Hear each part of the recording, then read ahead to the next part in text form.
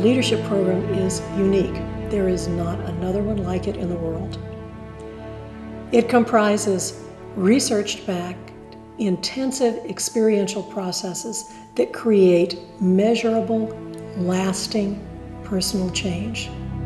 The process has been out there, but they've never been looked at for this purpose or brought together in quite this way.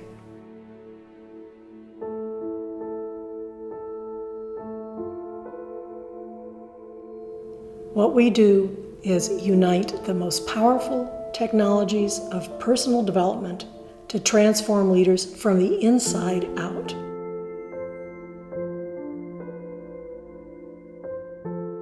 Leaders are born. The people with the gift of leadership are born into this world, and you can't make a leader. The teaching goes about creating the conditions so that the gifted person has the realization of their own gift. And then after the realization of the gift is the realization of the purpose of that gift on this earth. And it's just those two things. Once you have that, then you have leadership. But it's a long road. You have to deprogram the mind. You have to get in isolated positions. You have to have a lot of out-of-body experiences. And anyone that's had a clear out-of-body experience becomes fearless, because you understand that there's a continuum. This is not the end of the story right here, right there. And in fact, the bigger story is outside of the body there, happily. So you become immovable. You're immune to criticism, any other pointed attack on your person or your community or your country. You're immune to it. There is no fear. It's not there. It's what is replacing the fear? Wisdom. What is replacing the fear? Clarity. What is replacing the fear? Love. You understand? Compassion. Those things don't function if fear is the teacher. We help leaders by increasing their mental clarity, creativity, and stillness so that they can be fully present to whatever is emerging and respond to it intentionally rather than reactively. We reduce even persistent, unproductive behaviors, attitudes, thoughts, and feelings. We all have those patterns we wish we could get rid of, those things that trip us up. We help completely diminish those and bring about a lasting kind of well-being. There was a part in the process where I really got hit head on with how limited my ability was to play. I was brought up to always be a pretty serious guy and be productive, and so I kind of lost that part of my life. It seemed like it pretty early. So what came out of the Hoffman process was this really ability to play, and even play while I'm working. Interestingly, one of the greatest pieces of value that I think I got out of doing the process was the shift in me that said, yes, I can. I'm important enough to do it. I have the tools and resources, and the motivation is about making this kind of an investment in myself. A lot of people want to change a lot of the same things, and a lot of people just want an easy solution. They want that pill to take and to fix things, but really it takes work, it takes time. You have to confront things. You have to dive deep into yourself and into your life to make change. The graduates themselves are transformed. They know how to access the subtle intelligences like intuition and access or pay attention to subtle realities that give them a lot more information so they can make better decisions and more informed ones. It's your inner self guiding you. You're not thinking, you're not figuring out, you're actually just following your impulses, sort of like surfing, dancing with life, but you end up experiencing a graceful transformation. Synchronicities, one after the other, right place, right time, opportunities open up, people begin to support you. Things that you never even dreamed possible begin very easily land on your feet. And so this whole process is what is available to all of us, and it's the natural way we are all moving.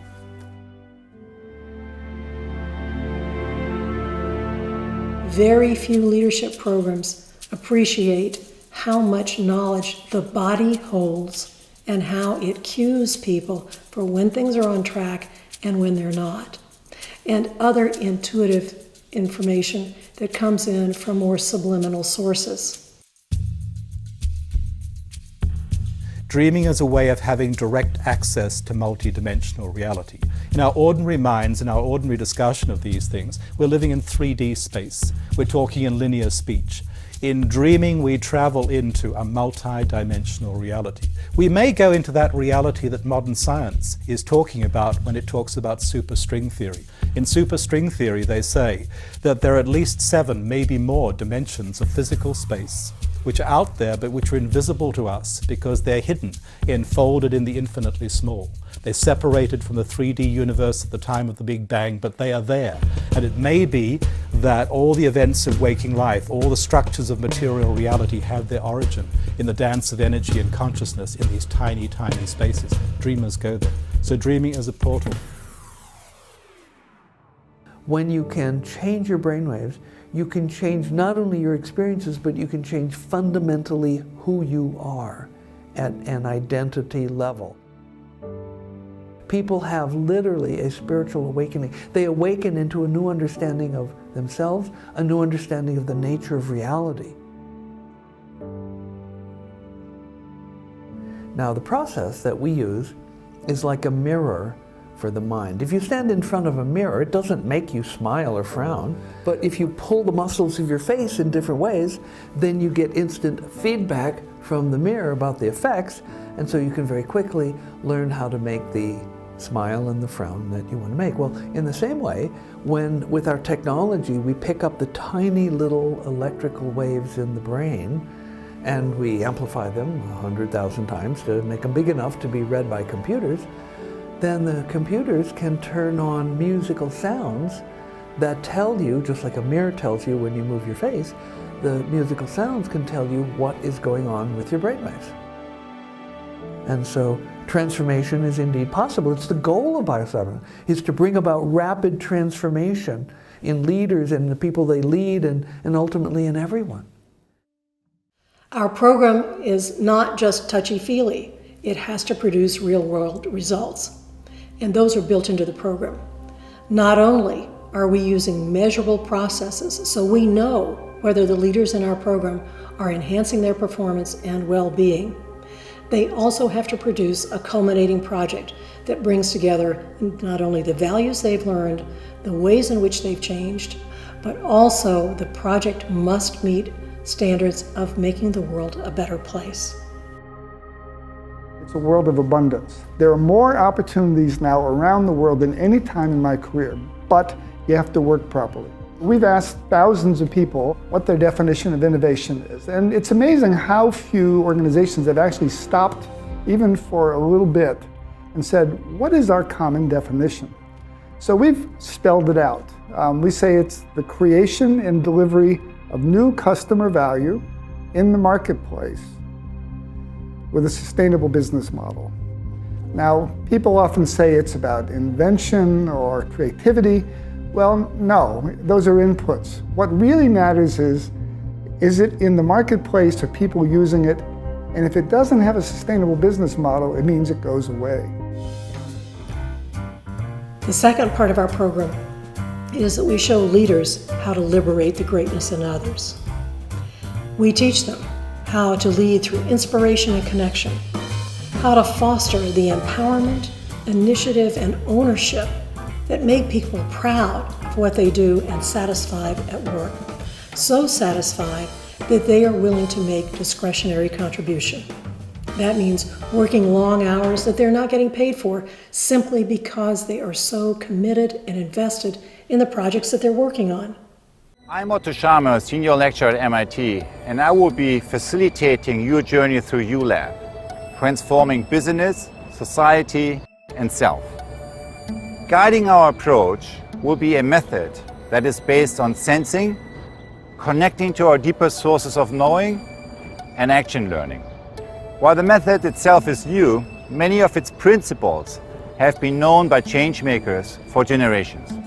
What all these movements share is an understanding that to really profoundly change the world requires us to connect to our emerging self. And in order to discover who you really are, you need to go out into the world. Many people say, for all the talk about change, it rarely ever happens. But in my lifetime, I have seen tectonic shifts several times. I saw it when the Berlin Wall came down in 1989. I saw it when the apartheid system in South Africa collapsed, and we witnessed the peaceful transition into the post-apartheid era.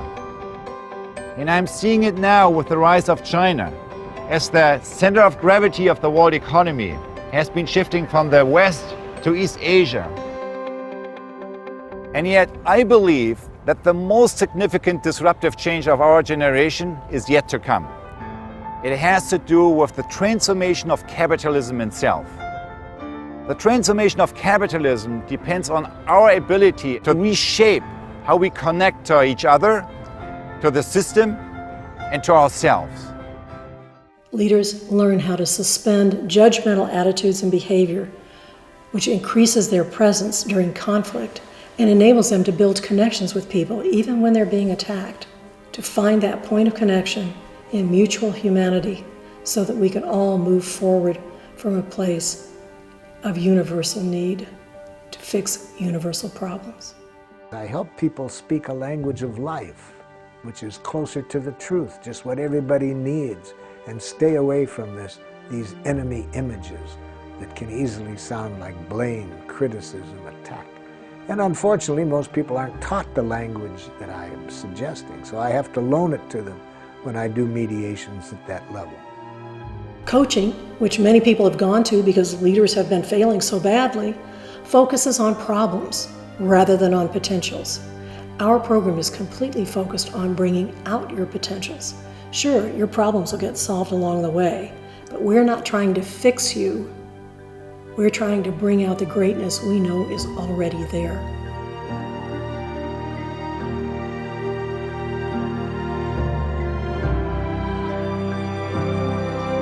The basic service we provide is a 2-year program for leaders.